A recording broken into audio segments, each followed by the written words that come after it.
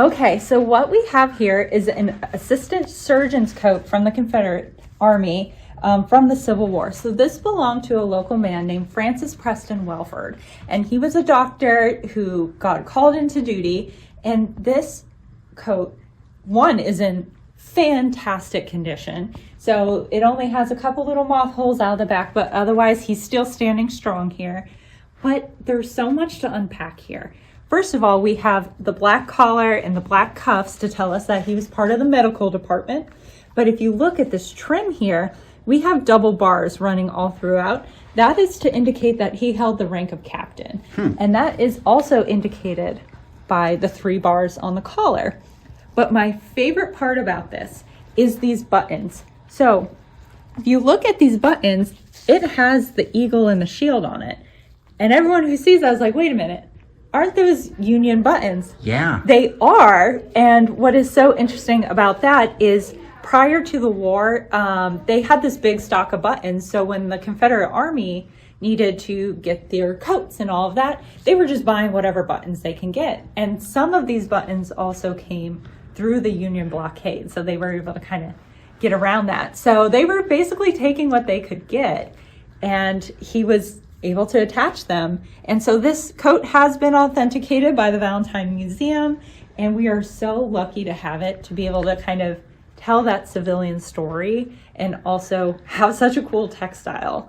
And this is just one of our many, many Civil War artifacts. And we don't often think about that with the Fredericksburg Area Museum. We just don't. No, because there's so much history to tell. And we're so lucky to be able to tell so many of the civilian stories. So, we have Francis Preston Welford here. We also have Mayor Montgomery Slaughter, the civilian mayor during the time, as well as we have the Jane Beale diary, among many letters and just small little trinkets that were taken as souvenirs.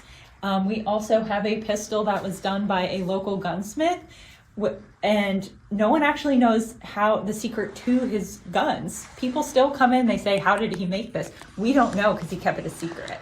So there's a lot of stories to be told here. What I like, Kylie, about this too is just the color, because we only see these uniforms in black and white. Oh my gosh, yeah. And you can even see with the buttons being in such great condition that there are so many features to them that tends to just kind of get lost over time. And like I said, we're lucky this is in the condition it's in. And I know everyone's thinking, oh, it's so tiny.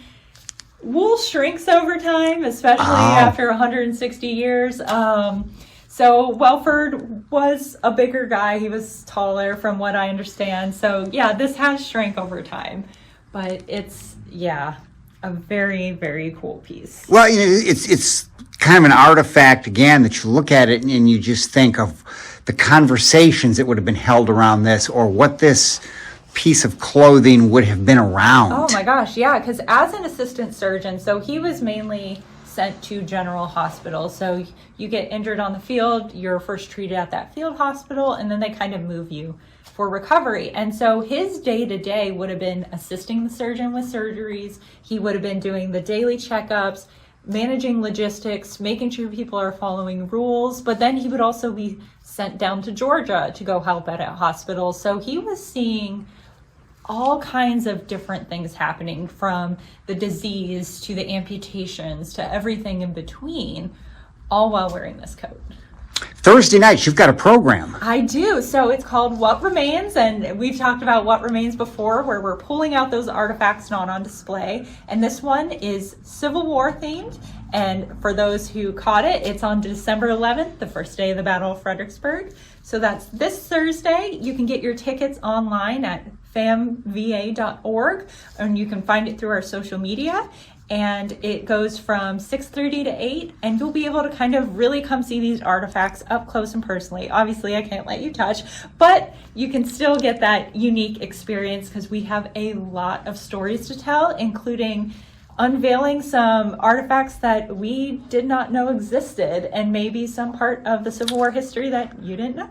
Interesting. No, and I noticed, and you've had gloves on the whole time around this, so obviously this is... You've got to handle this with care. Oh my gosh, especially textiles, because they are so susceptible to breakage and the oils in your skin and all of that. So wool is a little more sturdier other than like the shrinkage, but I still try to be careful because it is in such fantastic condition. And you see I keep playing with the sleeve. I actually have tissue paper in here to kind of fill that out. Yeah. So then we're avoiding creases.